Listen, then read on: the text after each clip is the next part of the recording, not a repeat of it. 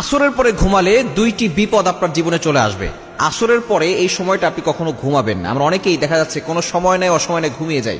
মনে রাখবেন এই মুসনাদে আবি ইয়ালার 4988 নম্বর হাদিসের ভিতরে রয়েছে, নবীজি সাল্লাল্লাহু আলাইহি ওয়াসাল্লাম নিষেধ করে দিয়েছেন, মান নামা বাদাল আসরি, যে ব্যক্তি আসরের নামাজের পরে ঘুমায়, ফাকতুলিসা আকলুহু, তার বিবেক বুদ্ধি নষ্ট হয়ে যায়। আসরের নামাজের পরে কখনো ঘুমাবেন না। আমরা অনেকেই আসরের পরে ঘুমিয়ে থাকি, আসরের পরে ঘুমাবেন না। মনে রাখবেন আল্লাহ পাক রব্বুল আলামিন রাতটাকে ঘুমের জন্য নির্ধারণ করেছেন, এটা হচ্ছে বিশ্রামের জন্য। 30 নম্বর পারার 1 নম্বর পৃষ্ঠা সূরা নাবার ভিতরে রয়েছে, ওয়াজআলনাল লাইলা লিবাসা ওয়াজআলনান নাহারা মাআশা।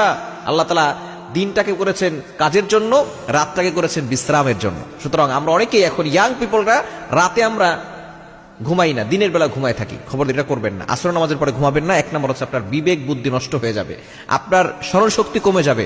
অনেক সন্তান আছে আসরের পরে ঘুমিয়ে থাকে, মা বাবা কিছু বলে না। আসরের পরে ঘুমালে তার ইন্টেলেকচুয়াল পাওয়ার, মেধা শক্তি দুর্বল হবে, বিবেক বুদ্ধি নষ্ট হয়ে যাবে।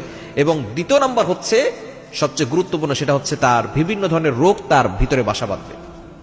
আসর নামাজের পরে ঘুমালে অনেক ধরনের রোগ হয়। বর্তমান চিকিৎসা বিজ্ঞানও নিষেধ করে দিয়েছে যে আসরের পরে ঘুমানো যাবে না। দেখুন 1500 বছর আগে নবীজি সাল্লাল্লাহু আলাইহি সাল্লাম যে কথাগুলো আমাদেরকে জানিয়ে দিয়েছেন, বর্তমান চিকিৎসা বিজ্ঞানী সেটাকে রিসার্চ করে তারা বের করেছে যে হ্যাঁ, রাসূল সাল্লাল্লাহু আলাইহি ওয়াসাল্লাম 1500 বছর আগে যে কথাগুলো বলেছেন এটাই একজন মানুষকে সুস্থ রাখে।